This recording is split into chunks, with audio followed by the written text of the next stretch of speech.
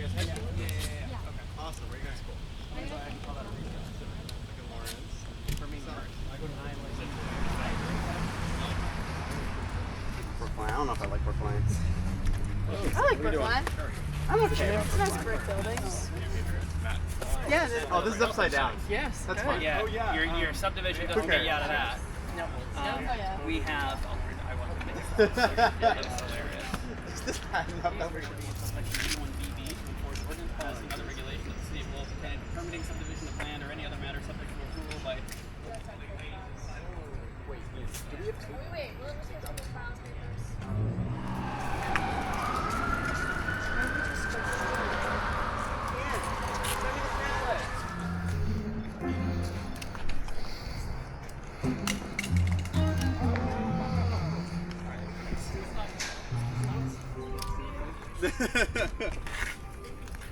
Matt, you want to take the front? I can, yeah. Lead us. Right. A quick chance for.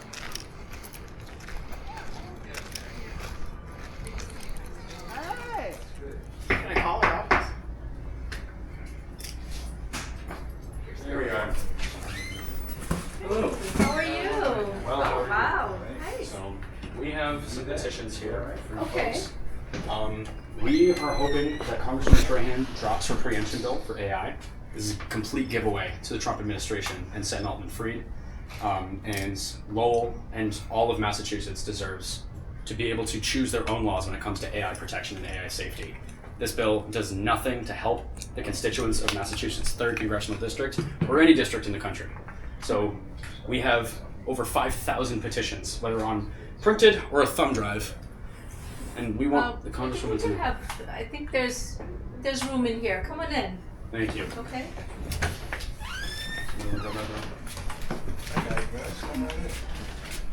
Thank you for coming. Right down. My name is Simone. This is Oscar. And most of you are aware. I've seen some of you here. So our district office, we do constituent services. But no, we really appreciate. We don't get many visitors, so we appreciate you coming. If you want to leave the petition here, we will make sure that it gets. I will personally make sure that it gets in the hand of Congresswoman Trahan. I will also make sure that our legislation team, which writes all of the legislation for the bill, make sure that they see and hear and understand your concerns. Very much. Yeah, thank you so much. I have no problem putting it. Yeah.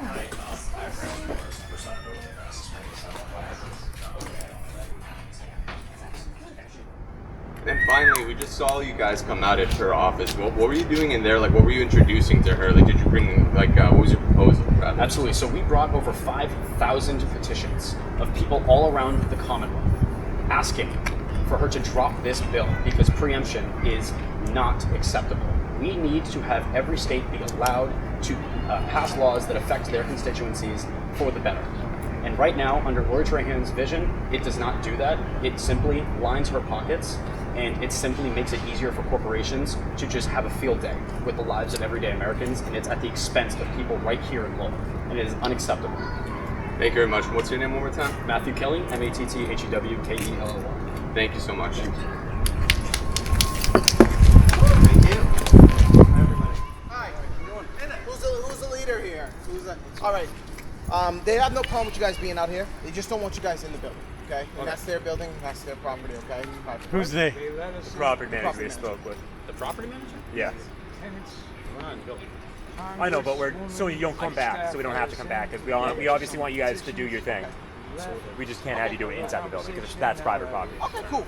Yeah, I mean, like I said, we weren't going to. You guys do your thing out here, whatever else. But just don't move inside the building. But you guys are leaving, so all right, guys, enjoy the rest of your day. Thank you. Like her staff. Okay. Her two staff. Even if she wasn't her staffer was very chill, two staffers, and then we went outside and the cops were there, and they approached like me and Alfred. They're like, what are you doing? Like, we're We not. identified the leaders. We're not in charge. That's me. Yeah. The closest one's 84 feet from my house. 84 feet. Not even 100. Oh, wow. When he turns it on, we'll get gas. That's what, and this has been for 10 freaking years. 10 years. In the same script notes? And then she's trying to. The one that used to be with Security Supreme used to be in self-care.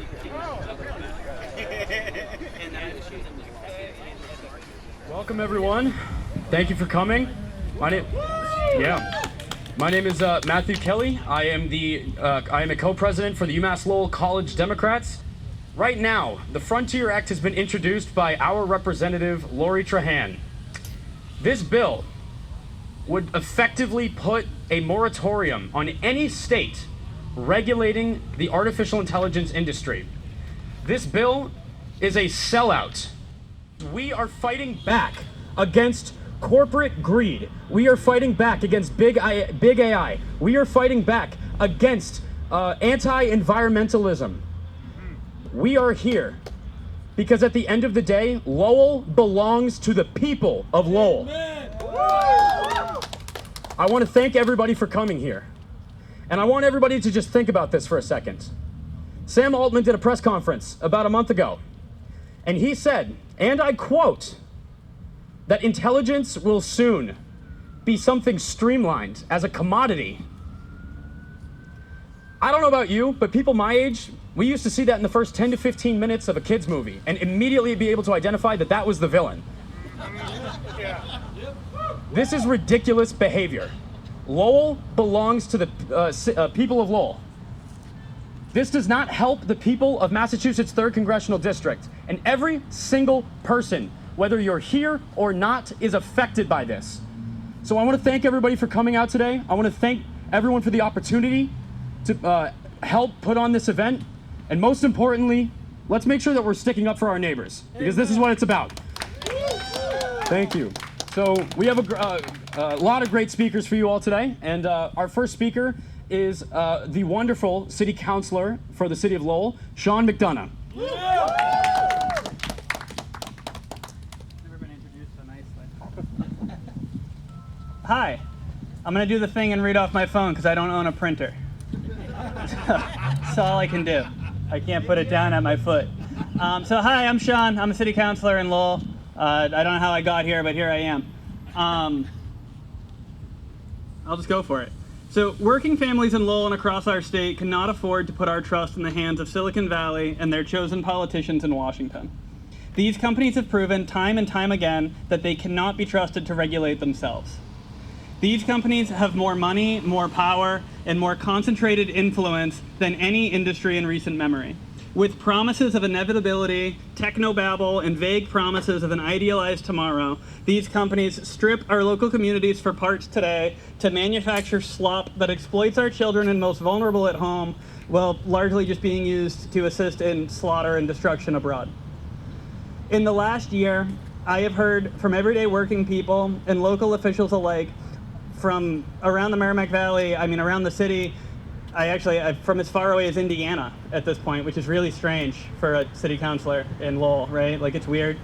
But from as far away as Indiana, expressing solidarity and sharing their frustration at the lack of local tools available to state and local governments when dealing with the AI and data center industry. Working families and their representatives at the state and local level need more tools, more support, and more consistent enforcement of federal protections. We do not need industry lobbyists working with our federal representative to tie our hands behind our back and empty an already dwindling toolbox. While the preemption in the Frontier Act may not specifically include physical infrastructure like data centers, it is a clear foot in the door for industry insiders. In Lowell, we have been struggling to find a way to protect working families from little more than a regional player. But even a regional player in the AI and data center industry has a war chest that we can only imagine, a national insider turned lobbyist, and a 5-star big law legal team seeking to exploit every loophole and technicality to their advantage. It has been difficult, it's been frustrating, it has resulted in many restless nights, and I see Jake, so I have to say, and I don't have generators or cooling units waking me up. I just can't sleep because they're evil. Or maybe they're not evil, but I don't, they're difficult to deal with. This experience, as we saw last Monday at the planning board, has reaffirmed that these companies will find and exploit every piece of vague language, every procedural loophole to increase their bottom line at the expense of working people in our community. We need our representatives to close these gaps, to raise the floor without lowering the ceiling, and to trust constituents' lived experiences over the word of the Georgia Lion. Big money in politics was almost an abstract wrong, as I'm sure it is to many of you. Big money, we know, influences national politics and high-stakes policy discussions that can be kind of hard to wrap your brain around. Big money whips supports for arm deals, opposition to affordable health care. It's a really long list. We all know it happened. I'm here today because big money spent at the federal level trickles down and influences the kind of phone calls we get in local government. Suddenly, a local land use discussion warrants a phone call from a congressperson. And others in high office, but a congressperson. I will leave it to all of you to look at the campaign finance disclosure, which is available publicly, and you can figure out for yourself who it is I'm talking about in Congress who may or may not have made phone calls to advocate for a certain data center in South Lowell. I don't know who it was. We cannot afford to turn over our communities to these companies. We cannot afford to allow Sam Altman and other members of a tech oligarchy to steamroll our neighborhoods and our classrooms, to feed us slop designed to keep us coming back to their trough for continued engagement without consideration of its impact on mental or physical health, its environmental impact, or really anything else for that matter. We deserve nice things, and we cannot quietly concede our quality of life and local control for the profits of the slop salesman.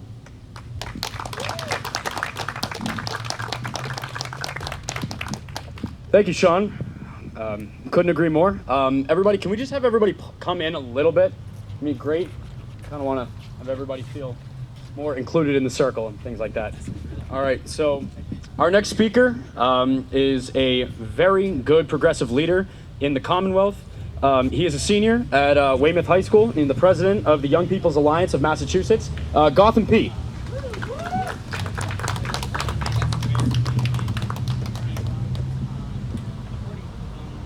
What is it about modern politics that unnerves us? Is it the seemingly endless conflict and tribalism amongst lawmakers? The personal attacks and the us versus them mentality online? Or the general unresponsiveness to everyday needs? Chances are it's a culmination of all three. These reasons, amongst many more, are why more and more of our citizens, especially the youth, are growing increasingly frustrated and distrustful with our democracy. Frankly, lawmakers have not been held accountable for their actions, and as a result, we are at a risk of losing our identity as a nation. Allowing AI companies and big tech unregulated access to data and the dangerous opportunity to build models creating systemic risks and algorithmic bias has been a gross oversight, an example of Lori Trahan prioritizing super PACs over her constituents. Already, companies like Flock have shown that they cannot be trusted. In California, a class action lawsuit alleges the company of violating Californians' privacy, sharing their data with outside agencies. Further, across the country, including in mass, dozens of police officers have been accused of using these same AI surveillance cameras to stalk former partners. Meanwhile, OpenAI and Anthropic have proven they cannot control their own systems, with both falling victim to recent breakouts from the newest models. Today, we gather here to counteract that effect. Representative Trahan's Frontier Act, while a step in the right direction, is not the answer to AI regulation. The passage of preemption means that states will lose their rights to create meaningful change, leaving decisions reliant on the slow responses from our federal government. Further, federal override of local laws will also render local rules on child safety, civil rights, and fraud invalid, leaving everyone at risk. While this may sound grim, I want to remind you that the impact we have here today will not go unnoticed. Our efforts will be seen, and others will be inspired to follow suit, picking up the fight alongside us. Here in Massachusetts, we have a tendency to lead the country through change, especially when it is most needed. And so, to Lori Trahan, on this 250th anniversary of our nation, I implore you to stop the Frontier Act and be that change which is echoed through our history for generations. Thank you.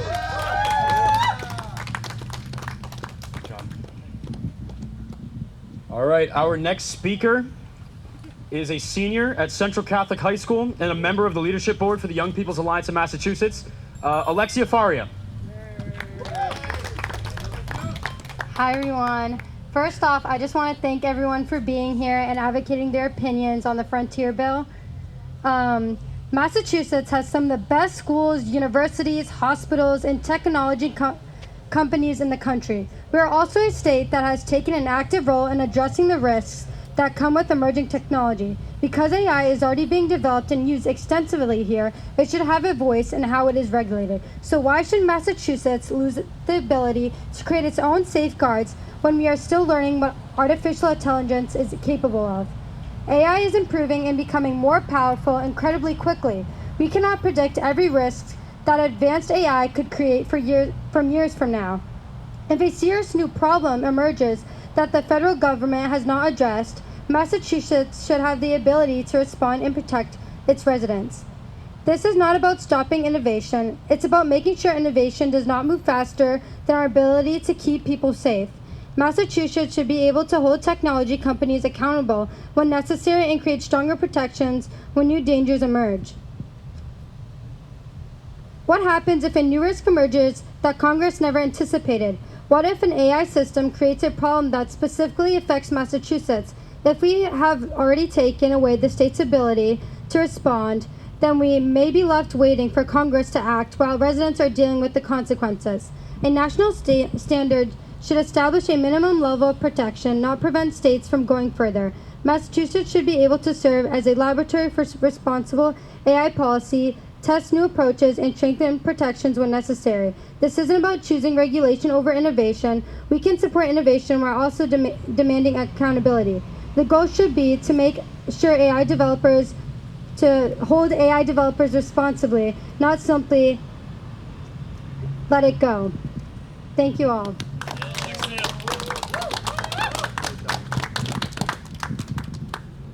Our last speaker is also a member of the leadership board for the Young People's Alliance of Massachusetts. She uses she, her pronouns. Kaylee Duvally.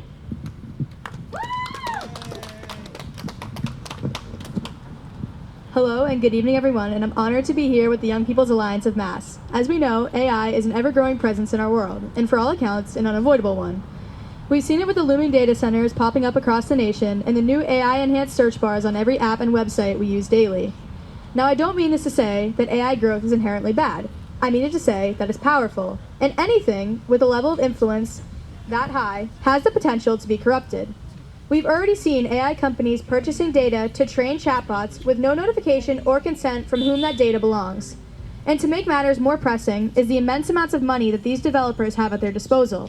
All this to say, AI regulation is desperately needed, and we're already behind. That's why it is crucial that the Frontier Act removes preemption and allows state legislators to regulate AI training and development. I believe that this act can be a good first step on the road to regulation, which is why I'm here today. Not to disagree, but to improve.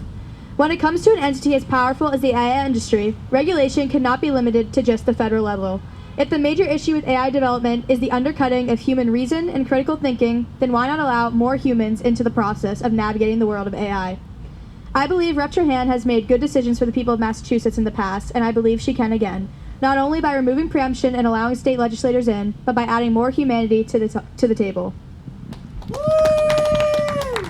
Thank you. We actually have one more special speaker. One more. We have a candidate for state representative in the House for the 17th Middlesex District, Dr. Harini Ayer. Harini Ayer. My apologies.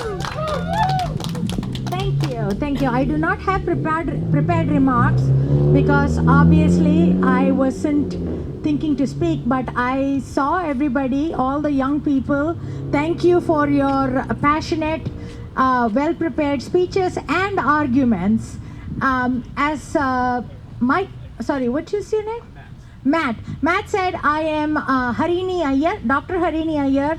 I am running for 17th Middlesex as a state rep candidate, and one of the central issues that I have been talking about from day one is the data center in South Lowell, which is in the district that I hope to represent, and the way that Mark Lee has been have been hounding the people and have residents around the data center, and also proven time and time again that they are bad neighbors.